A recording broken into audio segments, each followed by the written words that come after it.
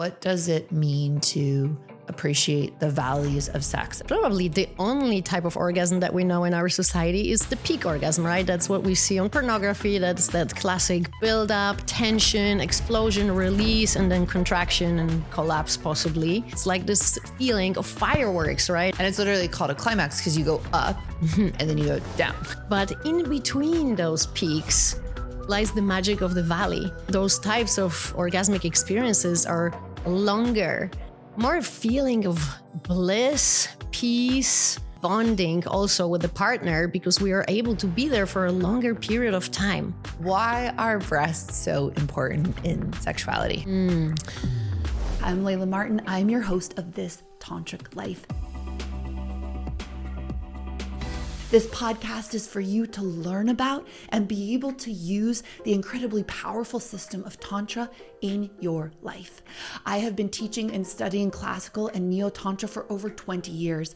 And when you apply that to sex, love, and relationships, as I love to do, you end up having conscious relationships, the deepest, most epic and magical sex, and the kind of intimacy that you get to be grateful for on your deathbed. Today, I am sitting with one of the inspirational sexuality teachers of our time, Bibi. She's a certified erotic blueprint coach, holistic sexuality international speaker, and energetic lovemaking guide. She has presented her trailblazing, disruptive approach to sexuality throughout the world. Her heart-opening and taboo-crushing courses create spaces for conversation and plant seeds for exploration of conscious sexuality. She's been on stages at Mindvalley Summit A-Fest, YPO and EO forums, and in publications like Vogue, Elle Magazine, Claire and Conde Nast. I'm so excited to welcome her here today. We're going to share so much about how you can bring more sacred sexuality into your life, and also one of Bibi's very special breast massage practices, which you can either give to yourself or to your lover. I'm so happy to be here with you, truly. And I'm so proud of you. Like, you're really, truly wonderful, and your teachings are wonderful, everything you do. So thank you for being here. Well, I am equally excited, Layla, especially that I share that with you. I have manifested this moment doing sex magic practice. It's funny now how many people tell me like, oh my God, this is happening because I like sex magicked it. And I'm like, how does the universe work where we're all like sex magicking everywhere? Exactly. So thank you for also taking my practice of sex magic to the next level. It definitely works. So here we are in the precise moment that I envisioned. Yay. Well, I didn't mean for us to start, but I actually liked that start. That was like we were like warming up a little bit. Then I was like, whoa, are we starting? Is this happening? Okay, let's go. Let's fucking go. It's happening.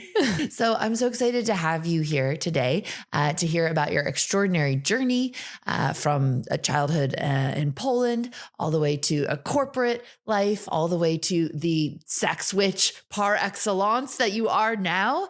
And I also love that when we were WhatsApping about what we wanted to talk about, you were like, what about breasts and breast orgasm? And I was like, yes, like let's deep dive into what is a breast orgasm? How can you have one? How can you give and receive breast massage? And also like the deep esoteric significance of breasts and the heart space when it comes to orgasmic power, sexual awakening, and why they're so essential, even though often breasts are left out of the sexual equation in most people's sex lives, I would say. Yeah, and I would almost say that they're like the most underlooked and undervalued gateway to female sexuality. We always talk about the jade egg and the wands, and everyone wants to go deep, and the yoni. And yes, all this is valid, but I feel breasts are so, undervalued, and they're still such a powerful gateway to orgasmic states and love and openness. And yeah, excited to have that conversation. The male nipple too. I've really like, you know how sometimes like your life just takes you on a journey where you learn new things. I feel like life took me on a journey where I was like, the male nipple is really an underappreciated erotic asset. So as we talk about breast massage, we can also include some nipple tips for men as well. Yes, please. All right. Well, I would love to hear from you a little bit about that extraordinary journey that took you to what your life is today. Yeah. So unlike you, Layla, when I was young, I was not already clear on becoming sexuality coach. I actually never had that plan. Life invited me and said some invitations, which I then accepted. But I'm a little older than you, and I grew up in communist Poland.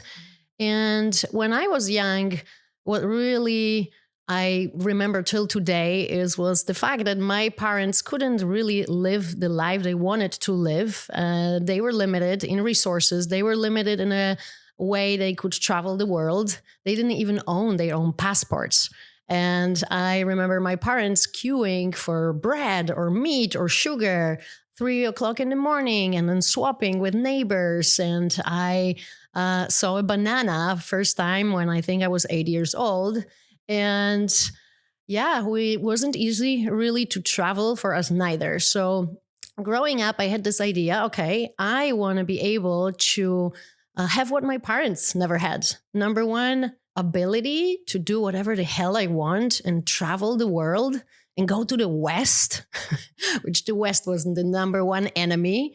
And I also want to have enough money to afford the life I want. My parents were earning back then an equivalent of $20 a month.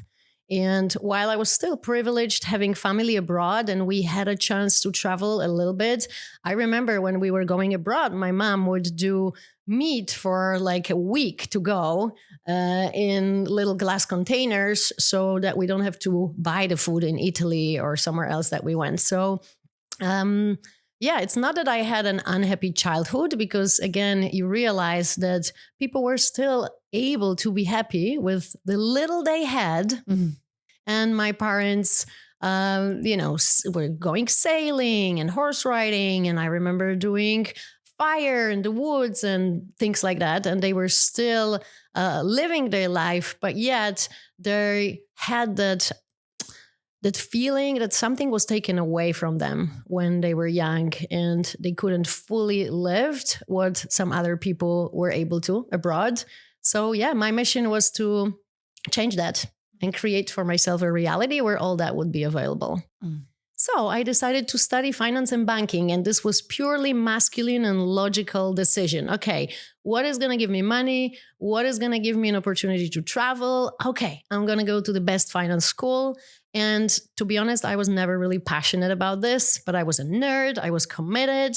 And yeah, I graduated with 3 master degrees. I got several scholarships, and then I embarked on a corporate journey, which looked like a dream on the outside. I was selected for a prestige graduate program where I was in a different country in a different department every year. And I actually worked in Geneva. I worked in Australia, in Sydney for a year, then New York, then Mexico City, then Sao Paulo. And it looked all great on the paper. And I was not happy on the inside. And I was almost feeling guilty that how dare you not to be happy? How dare you complain? You are earning all this great money. You have this great job. You're traveling the world and you're not even overworking yourself. It's not like some other people, you're in a burnout situation. I found my way not to work too hard.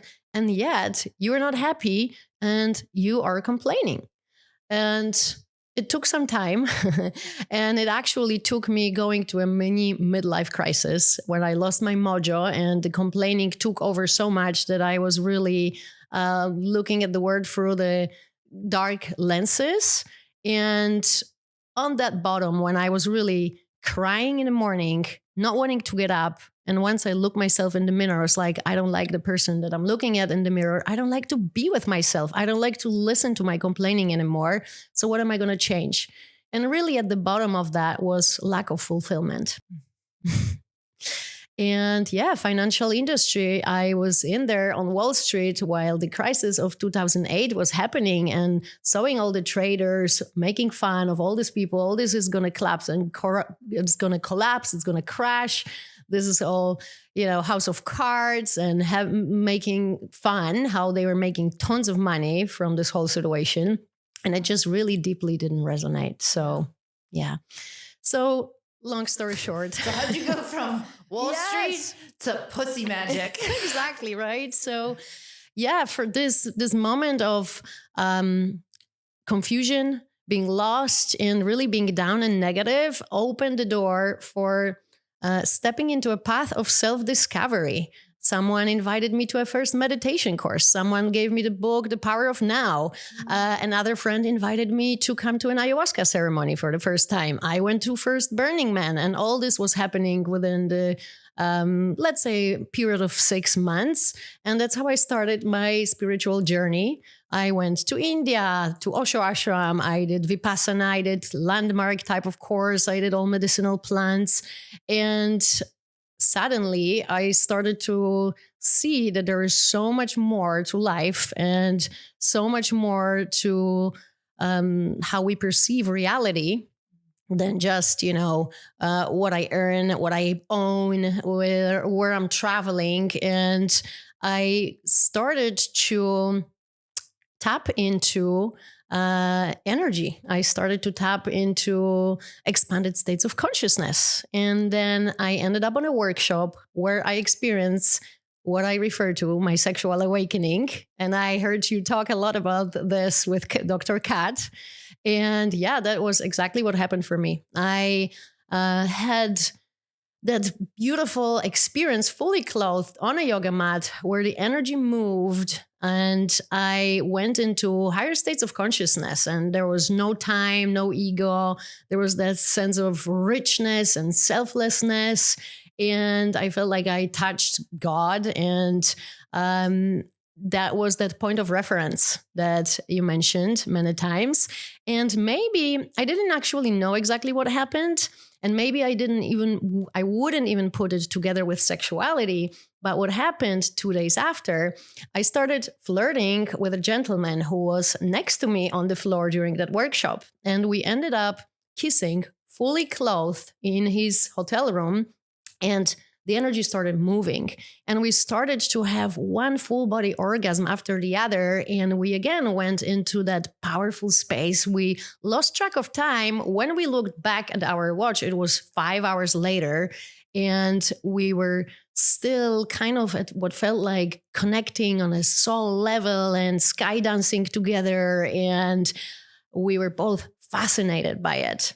So that was my first experience of what is actually possible. And it was so life-changing because, as you mentioned it many times in the podcast, it alters your perception of reality, not just in sexuality, not just in the bedroom, but in every area of life. And I didn't want to make money anymore. I wanted to make something that will make a positive impact. And the energy started moving. All these things started to happen to me. And I basically wanted to get on the rooftops and scream and tell everyone about full body orgasm. And I literally did. I think I talked to everyone. Person who would sit next to me on a plane, friends at dinners. It took about 5 minutes that I would start, hey, have you ever had or have you ever heard about full body orgasm? So I started genuinely sharing. And what was so powerful that people started coming back, telling me, hey, after that short conversation that we had, I think I started to feel energy, or I started shaking during sex, or I think I had that experience that you're referring to. I want to know more. So trying to make this story as short as possible. Gorgeous. Thank you for sharing that. So rich, that journey. The couple of pieces that got really highlighted for me are, number one, that you came from a background of that level of impoverishment and then made your way all the way to ecstatic energy orgasms. And I think sometimes we can think of, oh, that's something that you do if you come from a really privileged background, or that's something that you can do, if you somehow were born with a silver spoon in your mouth and you have all this luxury to go and explore it. And so I love that for you, it was this feeling of like, no, I have the blessing of being able to do what I want with my life. And I have the blessing of being able to seek that which is most meaningful to me. And that led you to these deeper sexual experiences. Yeah. I'm here to let you know that if you want to stay connected to my teachings and if you want to support this podcast, the best way to do it is to sign up for my email list. Email list sounds old school, and yet it is where I share my most intimate teachings, the path, process, heartbreak, and triumph of my life, and so much of the content that I make for you on a regular basis. So the way you get on the email list is by heading over to laylamartin.com, put your email address into any of the boxes. You can also sign up for cool practices like sex magic or energy orgasm, totally free. Heading on over to laylamartin.com, signing up with your email address. This supports the podcast. It supports this entire work and is the number one way for you to receive the highest teachings of this path.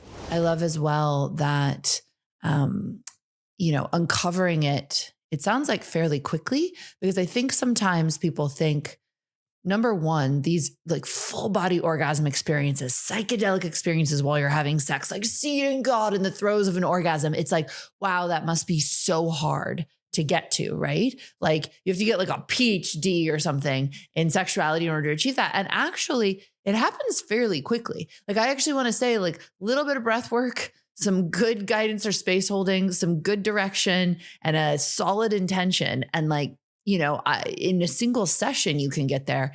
Even some of the most resistant men, 5 sessions, and then bang, you're like, dissolved within oneness of the universe. We were just talking. Actually, my videographer was mentioning before this, because he just videoed the Tantric Mastermind and this beautiful program we did with these amazing couples, and that there's something deeply satisfying about even men who are so certain that this kind of reality doesn't exist, that it's not for them, that it's super strange. And the moment they taste it in themselves, it's like, oh, wow, wow, wow, wow, wow. And it doesn't even take that long to go from someone so, like sure that that's not for them to starting to taste their own magic, taste their own medicine. And so what I love in that story that I want to highlight is like, it's actually A, not that hard, doesn't take that long. And B, isn't like for this class of rare people. It's actually a human capacity to be able to do this. It belongs to people of all gender expressions. And it is a universal human ability. And I do want people to know that more. I do think then what takes a lifetime of practice is, once you have those spiritual awakenings, actually finding your spiritual center, living a true spiritual life. Letting go of your limiting egoic identity, weaving those states of ecstasy into a life full of poetry and sovereignty and beauty, right? That's what then takes a PhD of lifetimes. Yeah. And I was reflecting on that. And my first impression was, okay, I actually did the Vipassana. I've done a couple of ceremony. I have done a couple of plant medicine ceremonies. I've done breath work. I've meditated for a while. So maybe I was ready and prepared. However, the gentleman that I am referring to haven't done any of that. And yet he was able to, like you said, in one session to experience that. And it was funny because he was a tech guy, very in his head, very logical, very pragmatic and practical. And he even shared, if I wouldn't have not experienced that, I probably wouldn't believe that this is actually possible. Yet it was happening. Totally. One of my favorite all-time clients when I was in my 20s living in Bali was like very high up at Apple, very technical, very engineering background. And he basically like bought 5 sessions with me and was like, look, I'm going to be real with you. Like, I don't believe in any of this. I just have time and money to burn and I want to see what's out there. And I was like, excellent. And like 3 sessions in, he was like, whoa, like I'm unified with God consciousness. My Eros is my power. He was like, you're right. Every man in the world should do this. And I was like, totally. And I think part of what your story highlights as well is that I don't believe that we can have a truly fulfilling life if we don't have some dimension of spirituality.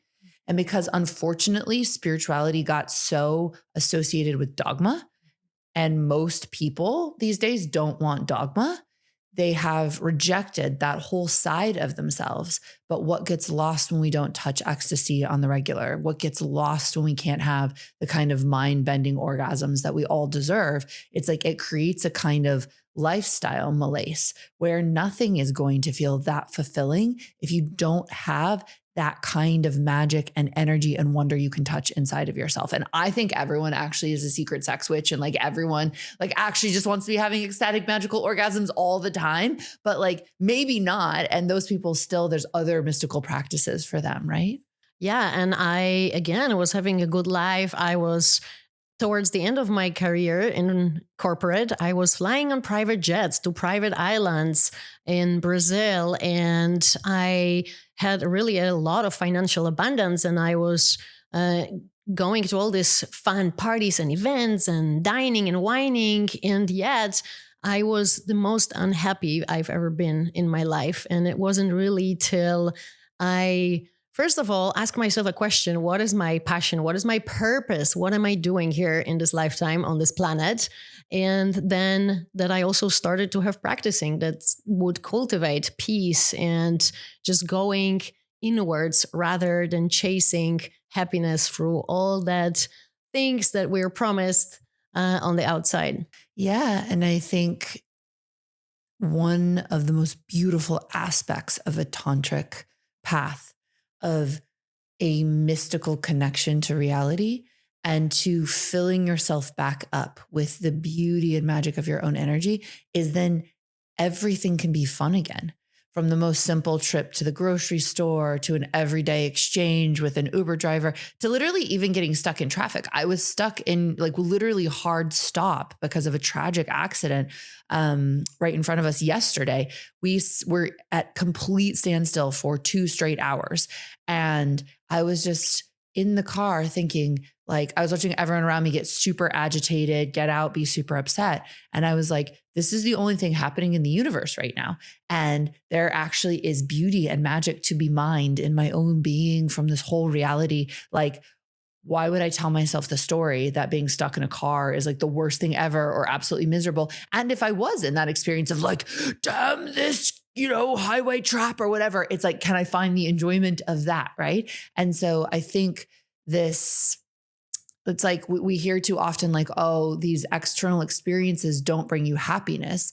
And that's true. But when you find yourself and when you have this deeper connection to yourself, everything can be delightful, including private planes and banquets. But then so can the most simple walks on the beach. So can just snuggling your child at night. It's like the mysticism and the connection to self is so important because then the beauty of all of life unfolds. Yeah. And I could also see then the relation between how we are making love and how I was chasing the same peak experiences, both in the bedroom and outside of the bedroom. When I was living this life, it was like, oh, from going skiing here to that Miami or Basel there and to that weekend there, constantly chasing the peak. Exactly the same thing that I was doing in sex, always chasing the peak instead of appreciating the valley and appreciating the moment of stillness. And that was such a beautiful, powerful teaching. And I'm laughing because we're in London. And when you go here on the tube, it says, mind the gap. And yeah, this always brings me back to those moments of stillness, going inwards and appreciating everything, not just the peaks. Right? It's not always Christmas. We're not always going to be in the peak orgasm. There's so much depth and beauty in every moment if we are able to pause and perceive and feel it. Can you walk us through that? What does it mean to appreciate the valleys of sex and to not chase the peaks? And then we're going to drink some ratchet, milky sex magic out of a water bottle. And then we're going to talk about breast orgasm. Yeah. So the number one, actually, probably the only type of orgasm that we know in our society is the peak orgasm, right? That's what we see on pornography. That's that classic build-up, tension, explosion, release, and then contraction and collapse possibly. And it's like this feeling of fireworks, right? It's intensing, it's burning, and it's literally called a climax because you go up, right, to the highest point, and then you go down. And then exactly, it's a sharp up and sharp down, right? That's why we call it peak. And it's intense. And often in our society, because we are not used to feeling, we are used to doing and thinking. We need that intensity to actually even perceive pleasure. Also, so many people need intensity so they can release and actually have that feeling of relaxation. Yeah. But in between those peaks lies the magic of the valley. And there is less intensity, but those types of orgasmic experiences are longer, and they are more full body experiences, and they allow us for more presence, and they are usually just more feeling of bliss, peace, connection to the universe, and so nourishing and so bonding also with the partner, because we are able to be there for a longer period of time. And there are also the ones that allow us to reach those higher states of consciousness. And yeah, there isn't really that need of chasing and getting anywhere. It's more of an invitation to be relaxed and welcome that orgasm rather than grasp or chase, right? And I think you refer to this often as a fire or water orgasm, and we can describe it in this way as well. And once I started to explore conscious sexuality and I started to experience those full body energy valley orgasms, I then could translate it into slowing down in life and also appreciating the everyday life, appreciating the simple things and not just waiting from one trip to another. And this was what I was exactly doing in the corporate world. It was like from the weekend to the weekend, because I didn't like what I was doing on a daily basis. I hated it actually, from holidays to holidays. And I feel so many people live that way, that they are just constantly looking for something for the holidays, for the escape, for a party, for something that is ahead of them.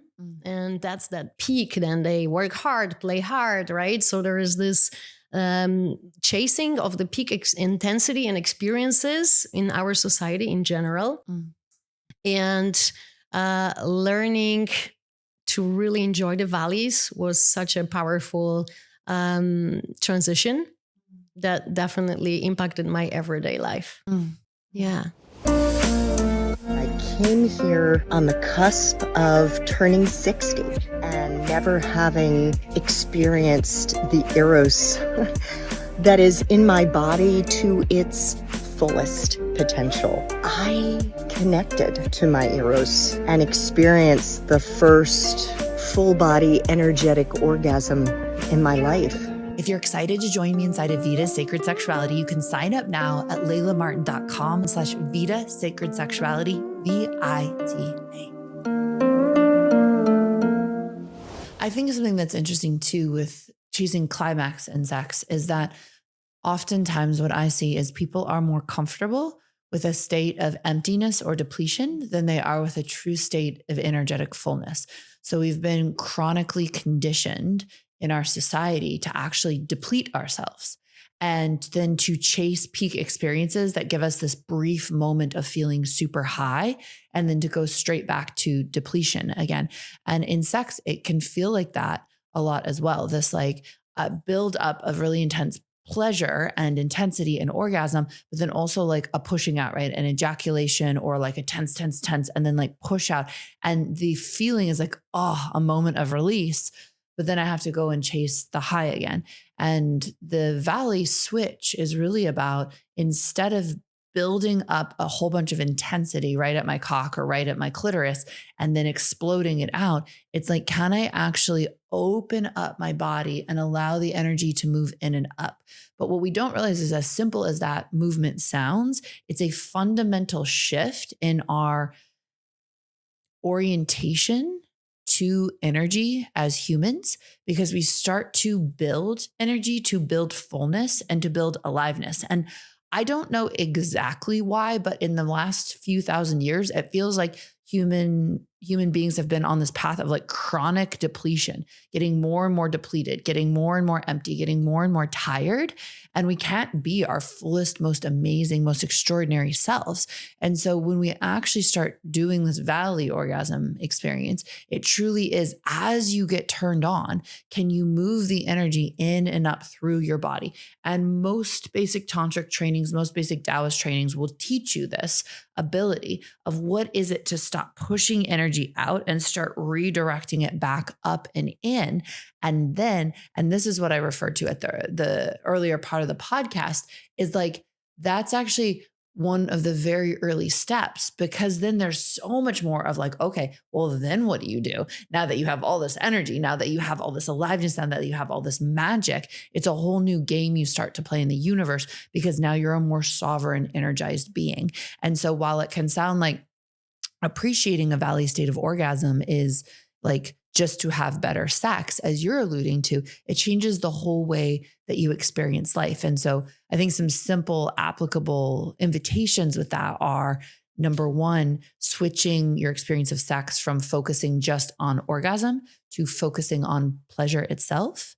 And the other thing to me is to actually focus on the state of connection with the person that you're with. That most of us, and I would say people of all genders, but this is a very female specific thing, like women can hunger for deeper, more meaningful sexual experiences, but not realize how blocked they are to the actual, like allowing themselves to be penetrated by love, allowing themselves to be penetrated by the moment, allowing themselves to be penetrated by the care and adoration of their partner. I will speak for myself that I think I had way more mystical, expanded, orgasmic experiences for years and years and years before I finally actually let love in.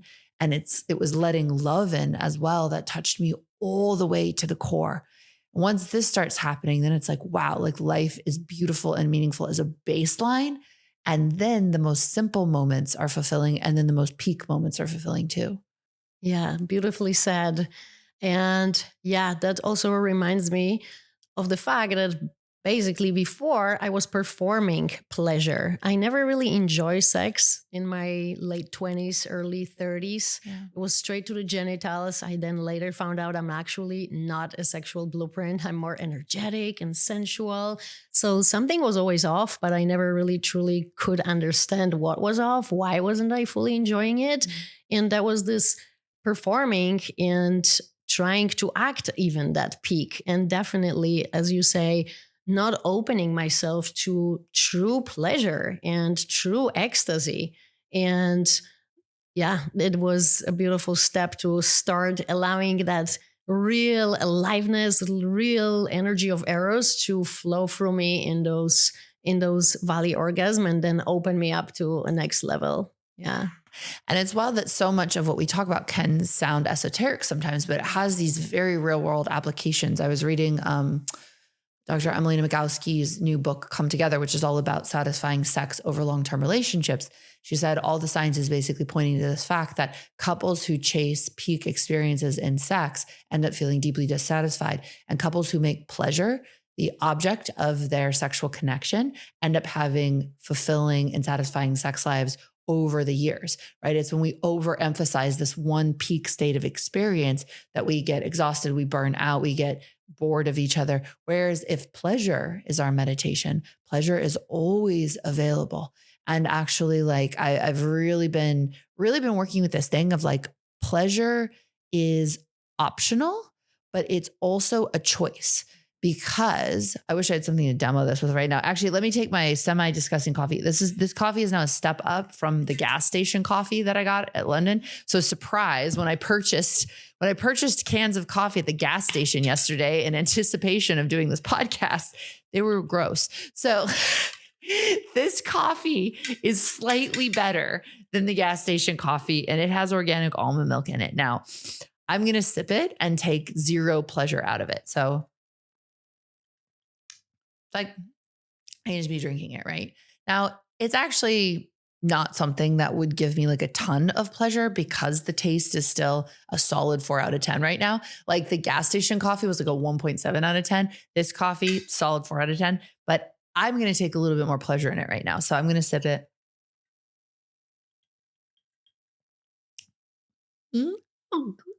Like I can feel that, right? And now I'm going to take a lot of pleasure out of it.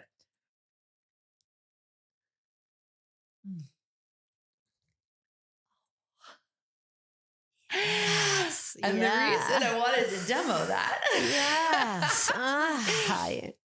is because we tend to think of pleasure as something that comes to us from the outside. Yeah. I have to wait for the perfect lover. I have to wait for the perfect stroke from my lover. I have to wait for the perfect romantic moment. I have to wait for the peak experience, right? Instead of realizing like, oh, I choose to take pleasure in the moment, in the food of the giant thermos of coffee. One more. I'm also tired because I taught all weekend, the most amazing tantric mastermind, but nonetheless. So the reason that I think it's so important to share that is most of us forgot to take pleasure out of life and that the pleasure was always ours to take. And two, that you can actually open your nervous system. You can train your nervous system to feel more and more pleasure and become more capable of choosing the pleasure, also feeling more pleasure. We tend to think of like people who feel pleasure as being like, I don't know, strange creatures who like were raised on an island of nymphs, like feeding them grapes all the time and stroking them with feathers. I used to think that like those like goddessy women who just look like they emerged straight out of the sea foam, like playing a lyre. A lyre, is that the correct word for it? I don't know. Oh, let's say a harp. They're like they're strumming a harp in like the goddess dress, and they're like their hair like never looks like interesting and. And I'm like, oh, I was like, they were just born that way. But what's wild is you can train yourself to have that experience of it's like taking pleasure in your experience of life.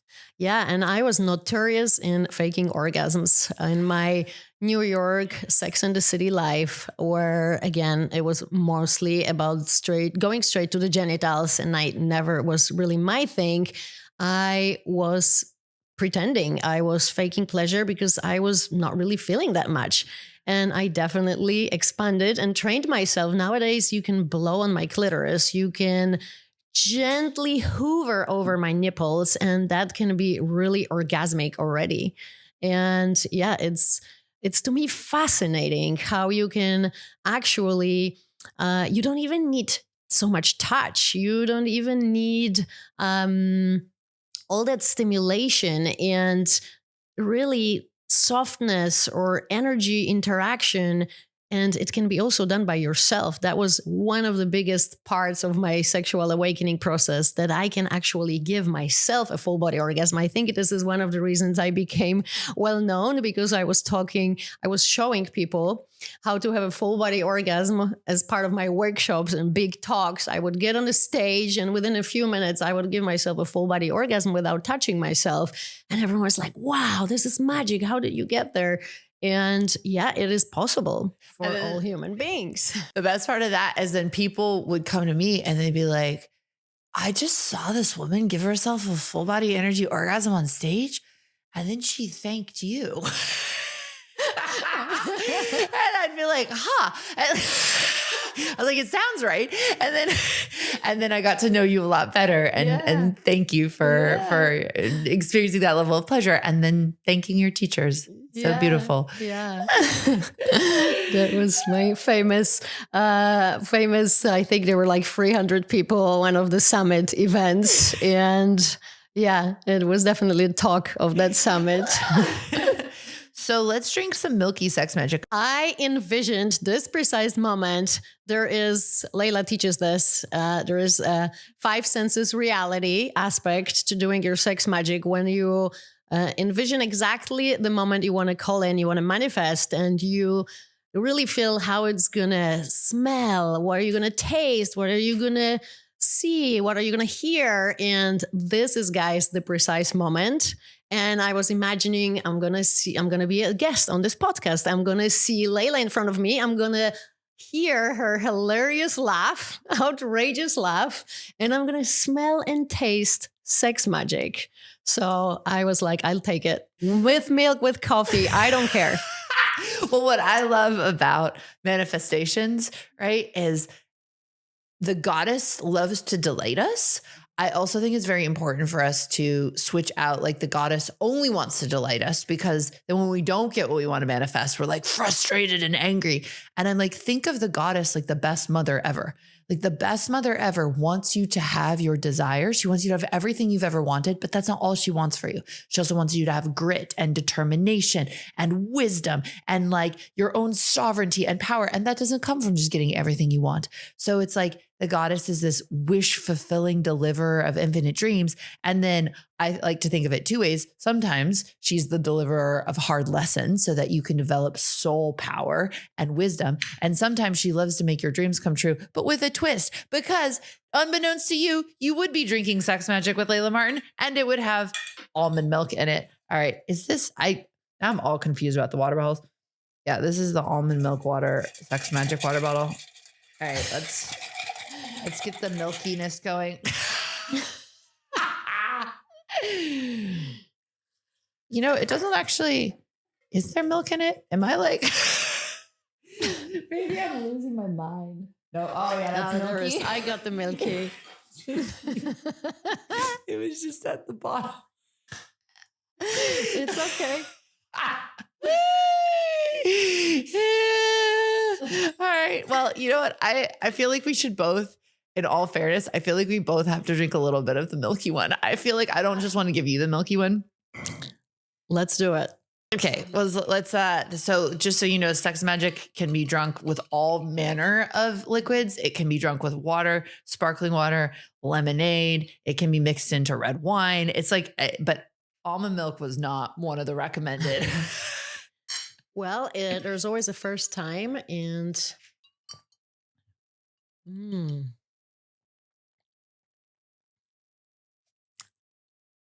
it's amazing. And it's exactly how I envisioned it. This isn't you faking an orgasm on the I'm not. Okay. This is great. Okay, excellent. Yeah. Well, here, you can try this one. Let me try this one. Maybe we found a new way to drink Sex Magic.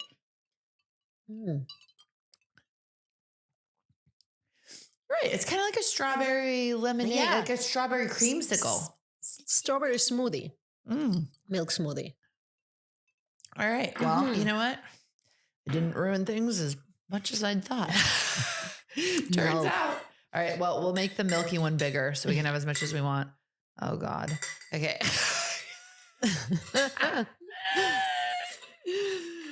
Men. Okay. Wow.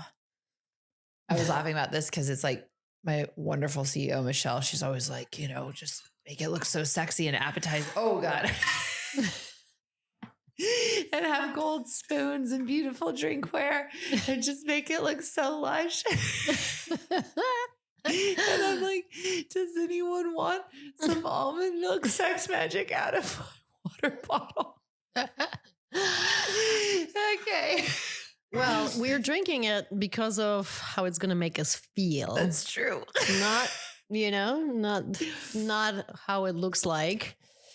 Well, if I get it out of my head that it's not supposed to look that way, that's actually quite pretty. Like it does actually look like a creamy drink. Yeah. Yeah. Okay. Cheers. So take us into.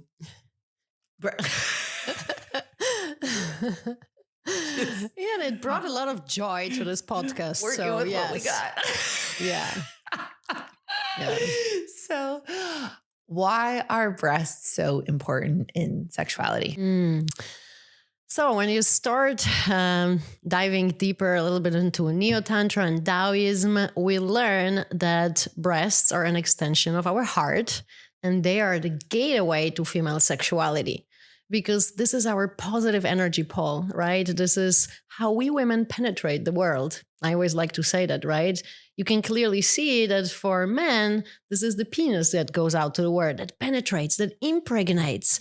And we, in our genitals, we receive. What is our positive pole? How do we give to the world, right? Not just love, but how do we nurture, right? How do we radiate from our breasts? And this is where most of the energy sits. So this is how we want to start opening a woman to penetration, to a sexual experience. And again, in the Taoist tradition, right, heart is such a power center, and breasts are an extension of that. There is, I believe, 7 or 6 meridian lines that run through our breasts. They are responsible, and they're at the center of a lymphatic system. So this is also how we remove the toxins from the body. So it's not just the spiritual woo-woo. The nipples are connected to a place in our vagina where we lubricate. So it helps us to really become ready and yearning for penetration. And then they're also connected to the vagus nerve, right? And so many women always share with me, it's so hard for me to relax. I'm so in my head and I just take too long. While we really stimulate the breasts, it's such a powerful way to come to that really relaxed and surrendered state.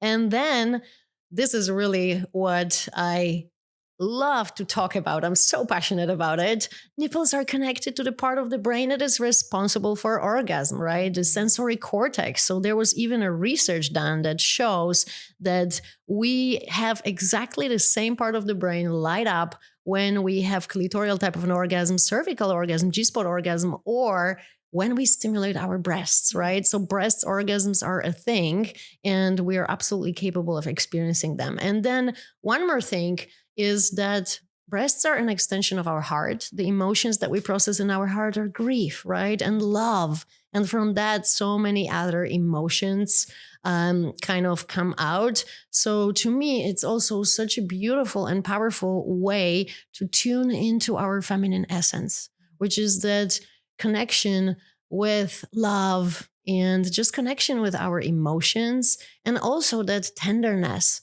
that softness, right? The compassion, the empathy. And so many women share that it's so hard for them to really connect to the feminine. To me, breasts are such a powerful portal to connect to that feminine side of ourselves, right?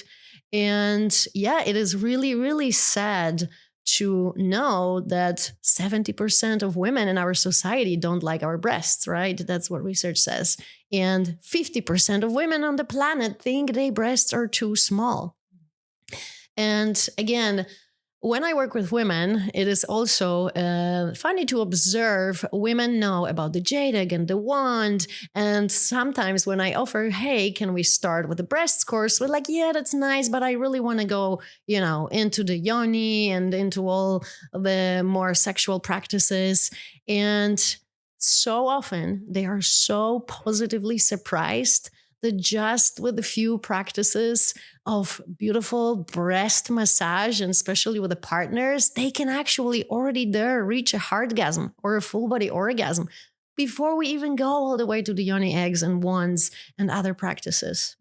So I am really, really passionate about this topic. And I kind of used to say that I want to make boob love as available, as common as a boob job. Yeah.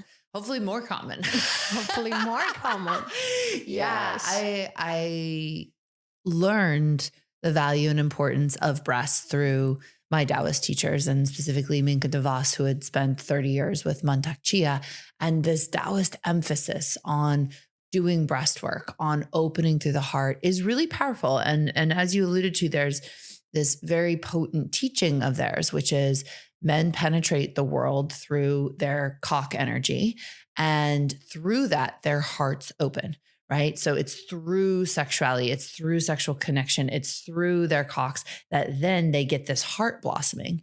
And that women tend to be the opposite, that when their hearts are open, that's and powerful, that's when the yoni opens. That's when pussy starts becoming responsive. So on a very physiological, sexual level, working with the breasts helps actually open pussy, right? And so many women would probably share this perspective that if I feel in love with someone, sex is so much better, right? If I feel a deep heart connection with someone, I do get wetter. My body does open more, right? Not always, because sometimes then you can have the intimacy fears and you can feel more blocked with the person that you love. But in general, that tends to be a consensus and a feeling.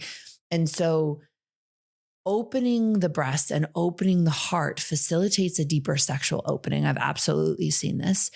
And as you shared, this big breast energy, regardless of the size of your breasts, right? Men can have big dick energy regardless of the actual size of their dicks, right? Having big breast energy of just like, right, is like so powerful. But we've been taught to be ashamed of our breasts, that like they're too sexual or they're too small or they're too saggy or they're whatever. There's all these stories, right? Or if I show my breast off, right, it's like I'm asking for it. So then I have to like hide them. Like there's all of these pieces, or like if I've hidden my breasts, but like hers are amazing, so she's showing them. And all of this, it's like we actually literally collapse out of our breasts, like pull the energy away. So there's not this fullness, this pride, this like sense of like, wow, inside of the breasts. And then on top of that, so much of the heartbreak of our lives impacts and craters the energy in the breast as well, which to me, this is a huge part of what is obscuring women's sexual pleasure, is actually that if your heart is the gateway to so much sexual turn on, and we have this wall of grief and sadness over our hearts from either heartbreak or just the tragedy of the modern era, right? Being touched by people who don't know what they're doing, being penetrated before we're ready, having relationships with people who weren't raised right to know how to love and take care of a woman. And so what happens then is this heartbreak energy craters. We've left our breasts and just started judging them. We have unexpressed grief and sadness and heartbreak in the chest. So when your body goes to want to connect intimately, instead of having this fullness of the heart, this fullness of the breast, we actually have a lot of grief and a lot of unexpressed sadness. And so when we haven't let ourselves feel that, we'll actually start to go into performance, because it's like, well, I don't want to go there. I don't want to go into my heart. There's too much sadness. There's too much grief. So I'm just going to go straight to my sexuality, but I actually haven't opened the gateway of my power center, of my love, of my full openness. So I'm going to go into my sexuality. Well, I'm not turned on fully. So now I'm just going to perform, right? And then judge myself if I'm taking too long, if my orgasm isn't big enough. And so one of the big keys as well with this breast work and breast massage is actually giving yourself the time to heal heartbreak, to heal grief that lives there, to heal sadness in the breast, to heal like all the times that you judged your breasts or made them feel not good enough, and let yourself cry.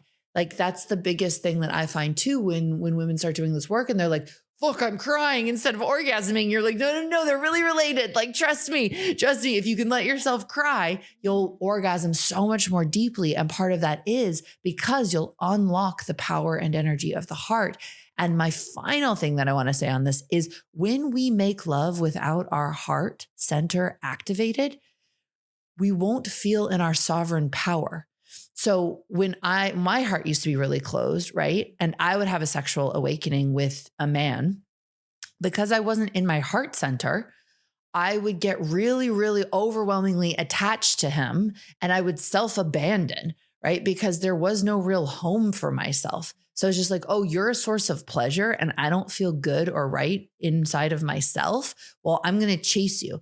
I'm going to decide that I need you. I'm going to get super anxious if you don't text me. Or alternatively, if I was wired a little differently, I might just avoid you, right? Like get really shut down, get really distant, all of that.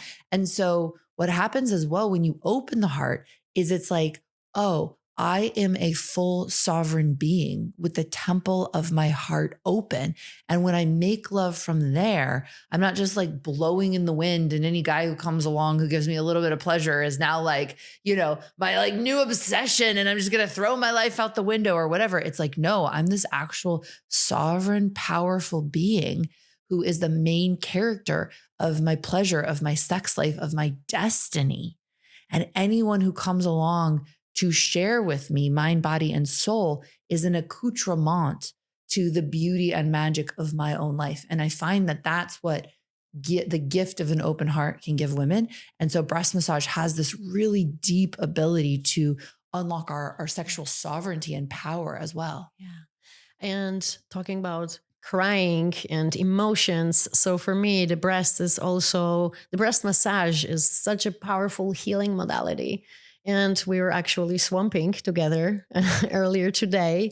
And I had a mini heart / cry / breastgasm, all of it at once. There was laughter, there was tears, there was grief, and there was just the big heart opening.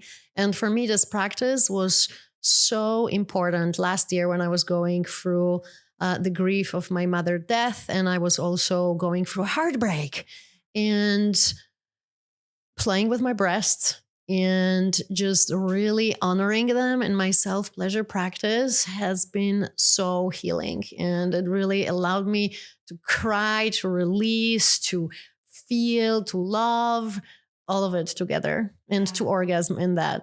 I loved that moment where you asked me to swamp before the podcast, which was delightful. And we have had this shared journey of losing a parent to cancer and now having the other parent be seriously ill and dealing with the tragedy and the grief of that. And also a journey of loneliness, of me going to Australia and leaving my community behind, and you being in Poland again, and just like feeling that. And we both, in the process of sharing our grief and our misery and the depth of loneliness in some of those journeys, we both actually restored ourselves with breast massage. It was like, coming back home to the pleasure, to myself. And that's the thing too. It's like, I can't make life only a ride of pleasure, but what I can do is bring my pleasure into the blessed ride of my life, no matter what it brings. And that's what these practices give to us. That's so powerful. Yeah.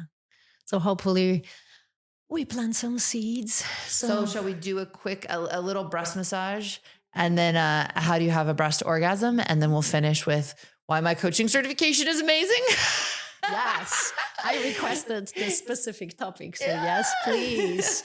Yeah. So we always want to start on the outside, right? It's indirect approach with the female body. And it's so important because that's not what we see on porn. I always say on porn, we see a lot of action, a lot of squeezing and biting because it needs to look exciting on the screen. And it's not necessarily always so exciting for the breasts. Yeah. So we can, of course, do the Taoist part, which is the releasing direction when you go outside, downwards, and exhale. And such a beautiful way to release any judgment, any pain from the heartbreak, any idea that you have to orgasm and feel a certain way, any insecurities about your body. And then reversing that direction. And inhaling, going upwards, and really inviting everything that you want to call into your practice, right? Connection, sensuality, healing, ecstasy, love, openness. How beautiful is that? And from there, I like to imagine that you are painting your body. And I like to play with an infinity sign. And there's so many different ways to do this, starting with a feather-like touch, bringing a little bit more pressure, then adding either a feather or a coconut oil. And combined with a beautiful music, it really feels like making art. Yeah. And I love the infinity sign because it also reminds me of the infinite potential of our breasts. So there is a meaning behind it. And then slowly approaching the nipples. I actually also really enjoy, many women share they really love that. It's just simple cup and turn. Cup your entire breast and start turning. And that also stimulates a little bit of a nipple and is delicious. One of other favorite movements of mine is a little bit of raindrops. And then especially going around the heart. And my lovers usually learn pretty quickly that this is the number one way for me to have a heartgasm, especially if I'm aroused. And then slowly starting to approach your nipples. And it can be a little nipple roundabout and just getting closer and teasing, right? You always want to leave yourself or your partner really yearning for more, right? Rather than giving too much too fast. So slowly approaching the nipples. And I personally have really sensitive nipples. So then I like to go for what I call a palm dust.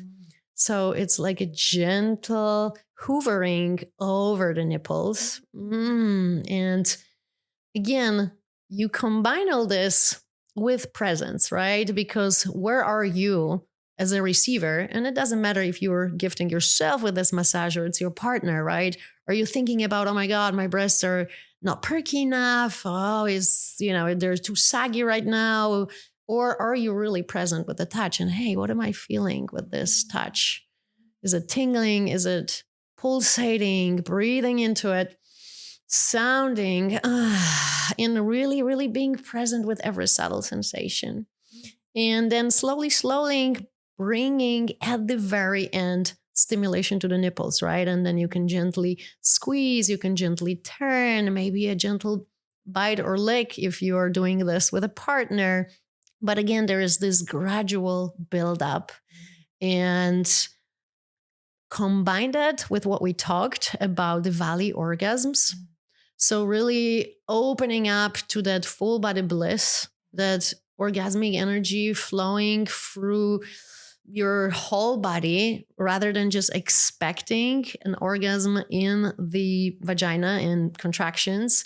And you will see that you will slowly start to bring more pleasure and more opening and more aliveness and more tingling and eventually really an orgasmic experience in your breasts. And what I love about it, that I have so many women come to me say, hey, I hear you speak about the breasts, but my breasts are not that sensitive. My breasts are too saggy. I've given birth and breastfeed to 3 kids.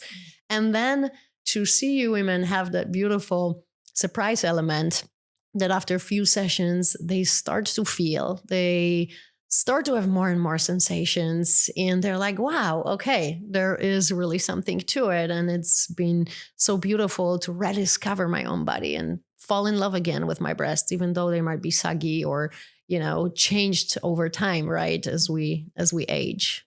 Yeah, I've never come across a woman who couldn't cultivate breast sensitivity or a breast orgasm ability, but sometimes that direction of down on the outside, up on the inside, it requires some tears, it requires some release, it requires some healing. And that down on the outside, up on the inside direction is where you can take some deep breaths and really acknowledge what's been there, any pain, and with the exhale, release, let go. Let it move out of you. And just as you taught, then when you reverse the direction and you go down on the inside, up on the outside, you can fill. And what's really beautiful that actually Mia Magic taught me is in this direction, you can actually look yourself in the eyes in the mirror as you massage your breasts and say affirmations to yourself. Tell yourself how beautiful you are. Blow kisses to your breasts. Tell your breasts how exquisite they are. And that practice actually of looking at myself in the mirror and affirming my own beauty to myself was actually one of the most powerful things that I did to change my perception of my own looks, to be able to see far more beauty inside of me. Yeah.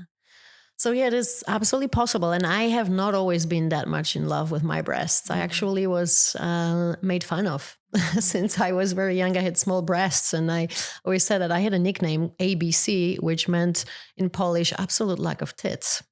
You know what's so wild about this? Like bullshit is like, because we were getting dressed earlier and I saw your tits and it was like, could there be a more exquisite pair of breasts? Yeah, but it is like with the whole idea of unrealistic beauty standards, right? So many women have perfect breasts, but it's not even about the shape of the breast. It's about our beliefs. It's about the fact that we are taught that they need to look differently, right? And I was talking about it. Breast implants remain the number one most common plastic surgery in the United States, for example. And yeah, with the fact that 50% of women think their breasts are too small, this is such a great business, right? And yeah, so it's not about even if the breasts are perfect. It's just how we are programmed to believe they're not, no matter how they actually look like. Yes. And when you spend time in loving relationship to yourself like that, doing that breast massage in the shower, doing it as a morning practice. Sometimes I catch myself just doing it out on the street. And I'm like, well, you know what? It's about time ladies did public breast massage. Like, I don't know what we were doing, if not that as a society, but like it wasn't working. So I really have had a different relationship to myself, to my body, and to my breasts through this practice. So thank you so much for sharing that with us. It's amazing. And for those of you who are listening right now, we'll include a little guide in the show notes and cite you as the beautiful creator of that. And so if you want to follow along and do your own breast massage, it's exquisite. And also for men listening to this podcast, please take notes. Because you can, exactly as you just described it, we were doing it to ourselves, but you can offer that exact same process to a lover. And I even have men calling me and say, Bibi, this is incredible. I was practicing the breast massage and I'm giving women all these amazing orgasms before we even, get properly naked, and women are crying and they're really, telling me that they've never experienced anything like that before. So this is such a powerful way to just honor female body and honor female breasts and hold space for women in that way. And I did a couple of workshops with, many, many people, and I paired up people that didn't even know each other for the breast massage. And it was just so powerful to observe what was happening. Women were crying because they said they were never touched with that level of reverence and respect. Women were having full body orgasms. Women were just having heartgasms. And it was just really deeply, deeply transformational. All right. As a final piece on this, then how do you have a breast orgasm? What's that? There's obviously can be more steps, but let's just share with people the most simple way. Yeah. So you kind of, and this is also something that you talk a lot about, which is blended pleasure. So we kind of want to train our brain and our nervous system what is possible, and we have to help it a little bit. So if you're not having that much sensitivity in your breasts, you can pair it up with a stimulation of a different part of your body that you already know you can experience a lot of pleasure. For many women, it will be clitoris, right? Mm-hmm. And you want to then observe at what level of arousal are you at. I love the 1 to 10 pleasure scale. It just brings so much awareness to different levels of arousal and different flavors of pleasure, and just more awareness of different types of sensations that we can experience in sex. And you can bring yourself to a level of an 8 or 9, and then you let go of the stimulation of that familiar part and you stay with your breasts. And really, this is something that we all conscious sexuality teachers talk about, and it's really simple and basic. Yet to me, when I observe it among clients, this is the number one challenging thing to actually keep doing, which is breathing and sounding. So sound that 9. How does that 9 sound? Breathe that sound, because that's going to amplify that pleasure and help you to come to that more valley type of an orgasm. Yeah. So this is my way of teaching it. So just to recap, I just kicked the empty sex magic water bottle. You're welcome. All right.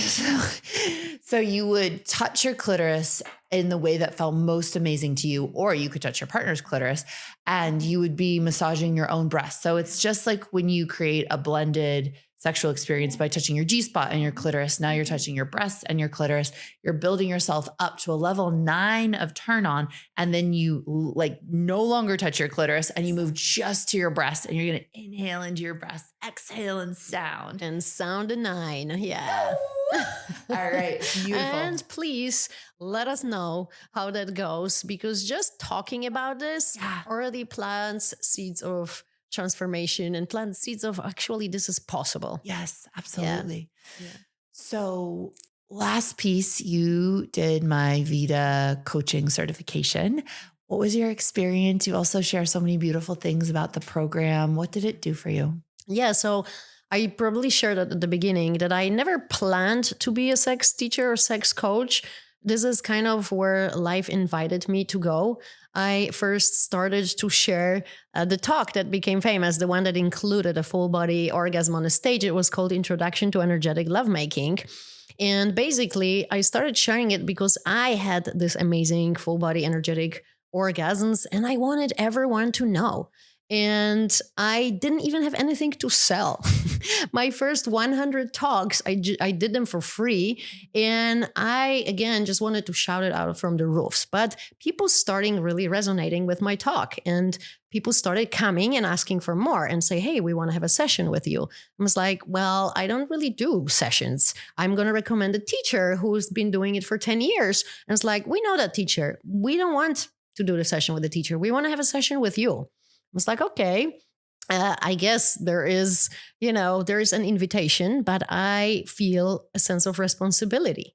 And when it comes to sexuality, especially where there is so much history of sexual abuse and so many people who have trauma, like, how am I going to hold space for someone? So that was kind of the next step. I started first going on different Tantra retreats. I've done Margot Anand's school, but then I was like, okay, more and more people started coming and people wanted to have longing containers. Like, okay, I need framework. I need tools. And of course, intuitively, I know how to teach some of these things. But what if some people who come to, to study with me have a different experience that I have never had? How am I going to address that, right? I don't have a sexual trauma, for example. So we met in Tulum. So next step was the VITA program. And the bar was set high because the program is just so complete, so well done, requires you to really show up. The way you make people accountable is absolutely exquisite. And there is just so much, not just the learning, but so much practicing. So that was key. I sometimes wanted to kill Layla because I was like, no, it's probably like the 8th hour of practicums that I'm going to do this week. And I have still 115 more to go. But I see why. Because now I hold group containers where I have sometimes 20, 30 women with trauma. And to me, it really is important to have those tools. And there's this whole discussion these days, shall we certify or not? Who cares? Your clients and testimonials are a proof of your abilities.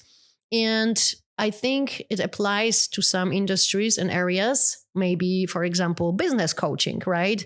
But sexuality is a little different because how am I going to create a safe space and make sure that I'm not going to re-traumatize people, right?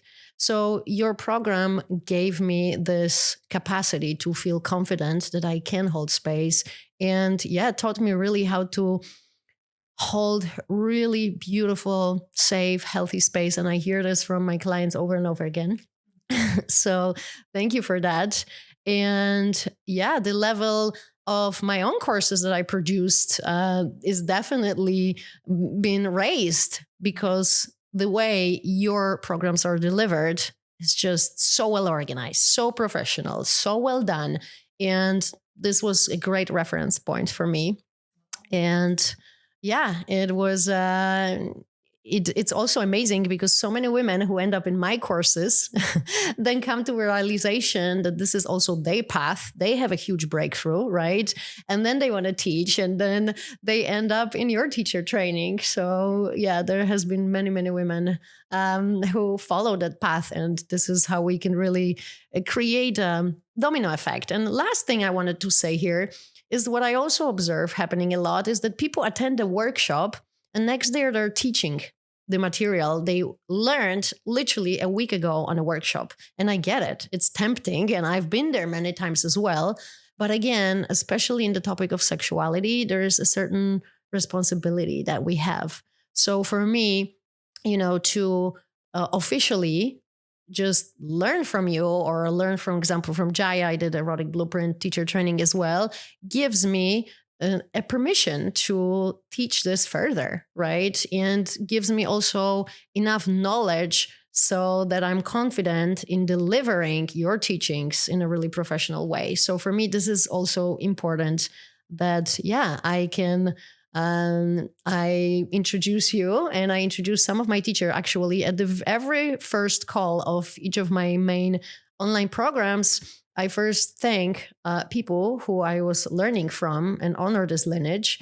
And it is a beautiful way for us to continue passing along this knowledge. Thank you for that. Yeah, you've always been incredibly honoring, and it's so beautiful and so deeply well received, because in this industry, there are some people who are, in my experience, extremely territorial and extremely like overly competitive. And it's one thing to say, hey, if I worked really hard and created a body of work or a methodology, like I don't want people to rip it off and steal it.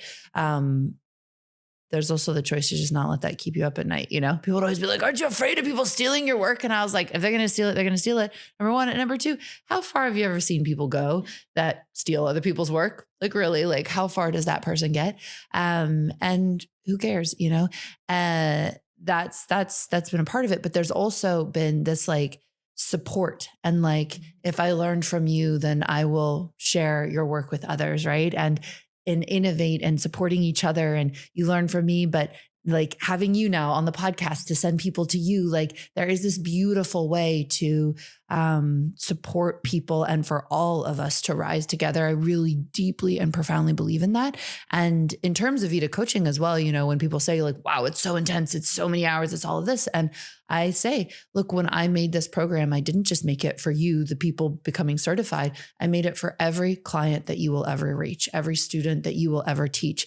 And if you think about who you would want to work with in the world, would you be like, oh yeah, I really wanted to work with the person who took the easiest possible program with no accountability and who did like 3 practicums before they decided to work with me on my marriage? You're like, no. And like, I think it gets forgotten. But even before I started teaching online, I mean, I had studied for 10 years and I lived in Asia. I studied classical tantra. You know, I went to Stanford University, studied science. You don't have to do that extensive of a training. Like I also don't want people to like hold themselves back, because I also see that a lot with women of like, oh, I'll never be perfect enough or good enough. And at a certain point, there is this time when you also have to let yourself fly. But we can both respect true education, true practice, true mastery, and say, and don't hold yourself back by doing like your 12th certification and like not letting yourself actually get out there on stage because you're afraid of giving your gifts. Like both can be recognized and both can be true. And I want people to know who they are as leaders and coaches by being genuinely challenged. Right? Not just skating through and feeling okay about themselves, but being genuinely challenged in their education so that they can show up as the leaders that they are capable of being, which we only get to by doing something hard. Yeah. And this work, you know, some people maybe even they look on the outside, they only think it's about just getting our clients to have fun and orgasm and it's all just pleasure. There's actually so much work with trauma, insecurities, shame, fear, disgust.